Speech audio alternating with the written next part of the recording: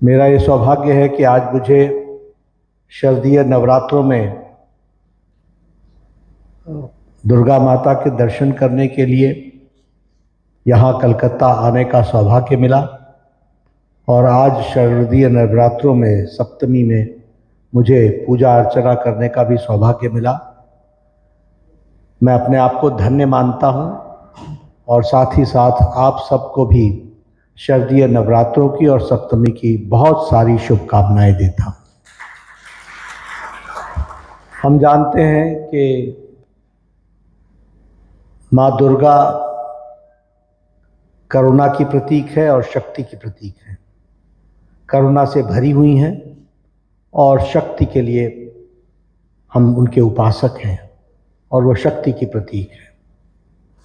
लेकिन जब मैं बंगाल आता हूँ तो यहाँ जब मैं देखता हूँ कि महिलाओं के साथ जो क्रूरता होती है और जो क्रूरता हो रही है, तो मुझे माँ दुर्गा से विशेष करके प्रार्थना करनी है कि माँ दुर्गा जो सत्ता पे बैठे हैं उनके मन में करुणा आए और हम लोगों को शक्ति दें ताकि इस तरीके के अन्याय को हम दबा सकें और हम इस तरीके के अन्याय के खिलाफ लड़ सकें और न्याय दिला सकें। इसके लिए हम काम करना चाहते हैं।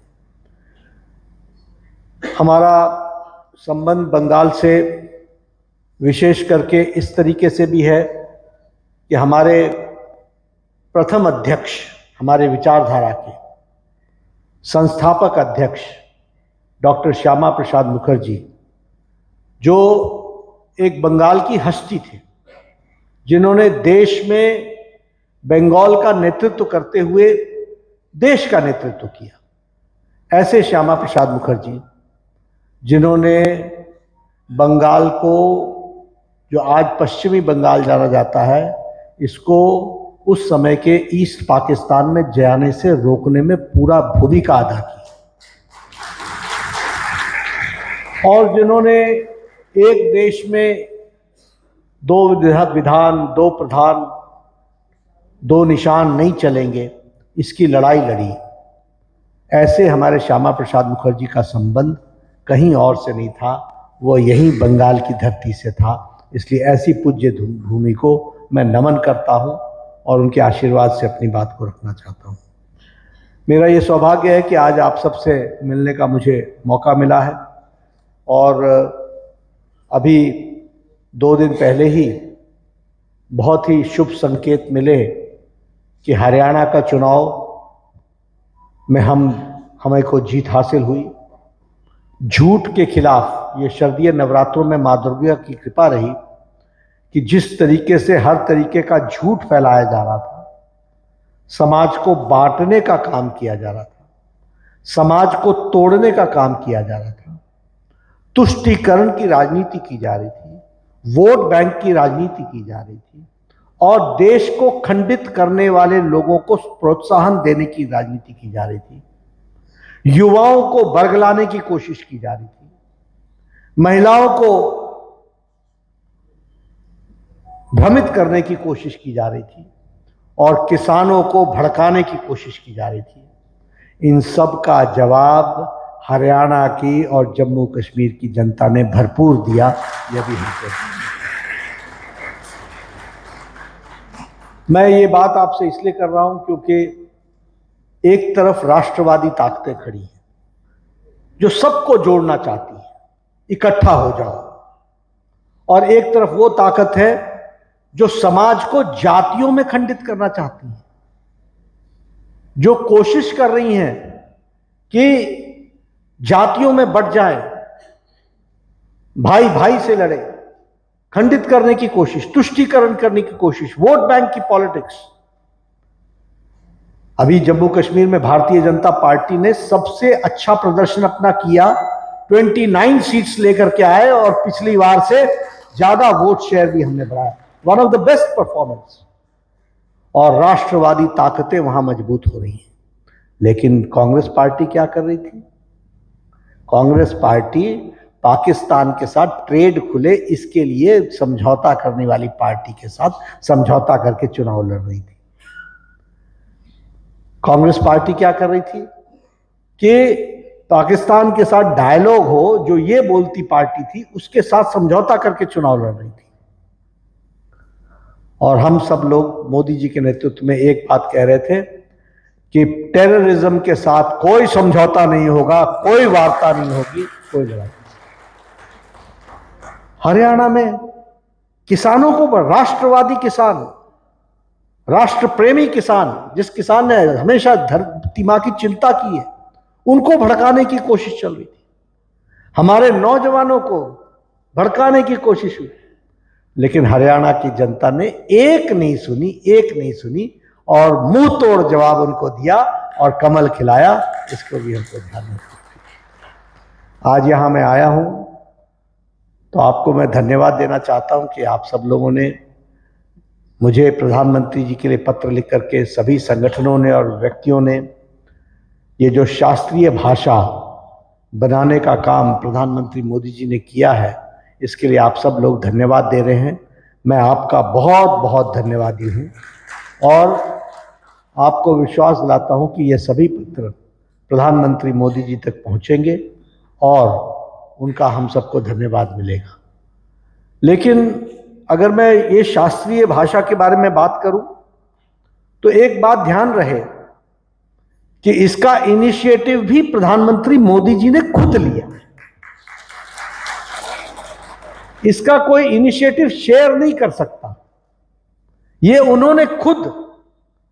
अब मैं किसी सरकार की उलाहना करूं या आलोचना करूं, उसकी आवश्यकता नहीं है, लेकिन यह सोच कि बंगाली भाषा को शास्त्रीय भाषा बनाना है, इसको कैबिनेट से पास करने से पहले इसकी सोच और इसको अंजाम तक पहुंचाने का काम हमारे यशस्वी प्रधानमंत्री मोदी जी ने किया है।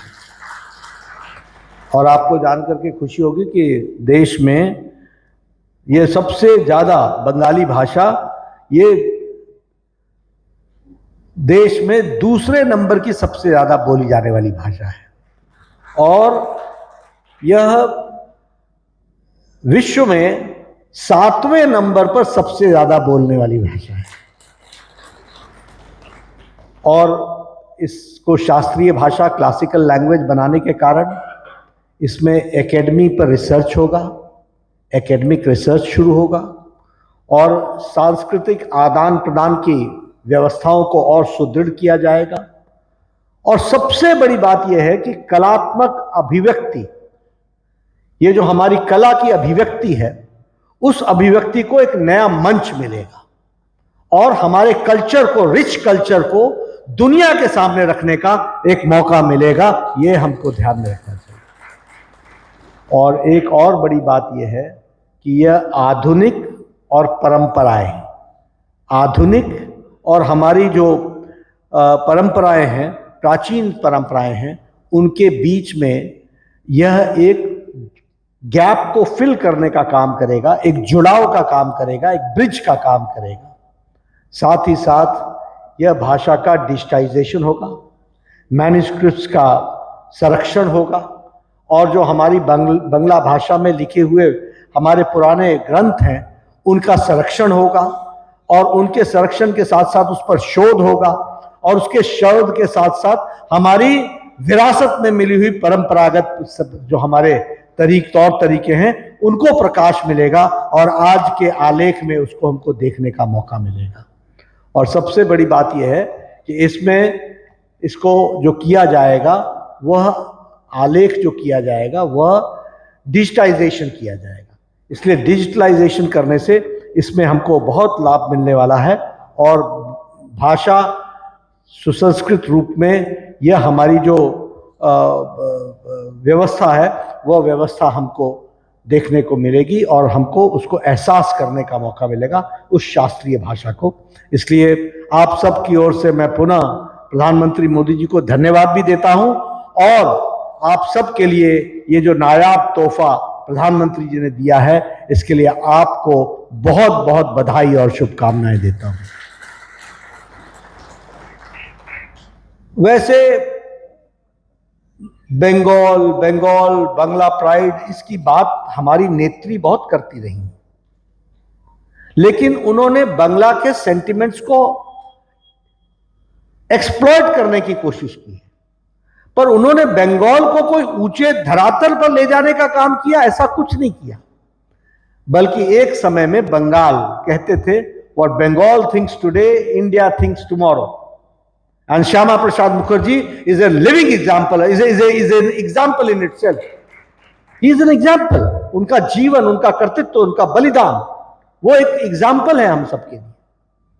लेकिन हम आज देखते हैं कि बंगाल जहां था वहां से कितना नीचे लाने का काम किया है, ये राजनेताओं ने और यहाँ के नेत्री ने किया है, ये हमको ध्यान में रखना चाहिए।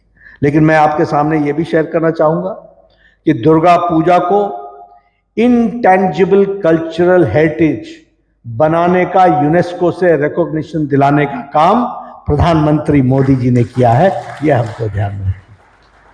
उसी तरीके से शांति निकेतन को, रविन्द्रनाथ टैगोर जी की क्रिएशन को, उसको रिकॉग्नाइज करना as world heritage site UNESCO द्वारा, यह भी प्रधानमंत्री मोदी जी के नेतृत्व में हुआ है।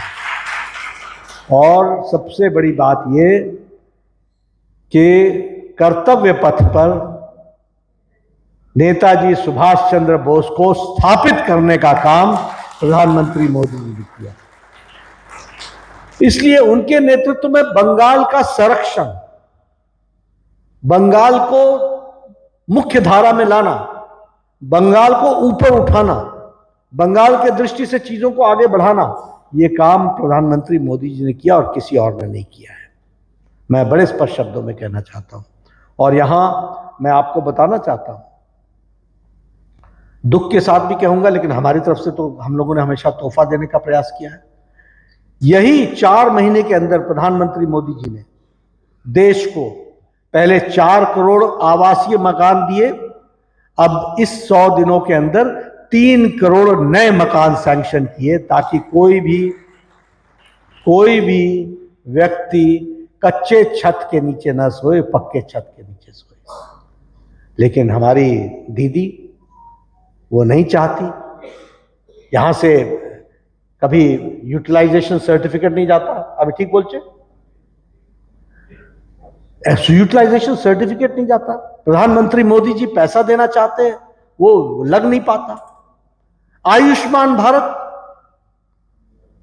7 करोड़, अभी प्रधानमंत्री जी ने तय किया है कि कोई भी व्यक्ति किसी भी जाति का, किसी भी समुदाय का, किसी भी इलाके का और किसी भी आमदनी का, अमीर हो या गरीब, उसको 70 साल के बाद, टिल ही ब्रीथ्स हिज लास्ट, जब तक उसकी जीवन लीला, जब तक वो जीता है, तब तक उसको आयुष्मान भारत का 70 साल से ऊपर के व्यक्ति को हर साल स्वास्थ्य के लिए, गंभीर बीमारी के लड़ने के लिए 5 लाख रुपए का हेल्थ कवर दिया जाएगा। 5 लाख का। अब ये बंगाल में भी लागू होना चाहिए, लेकिन दीदी बोलती होबे ना, होबे ना। अगली बार आपने भी कह देना कि ममता जी की सरकार होबे ना, होबे ना, होबे ना।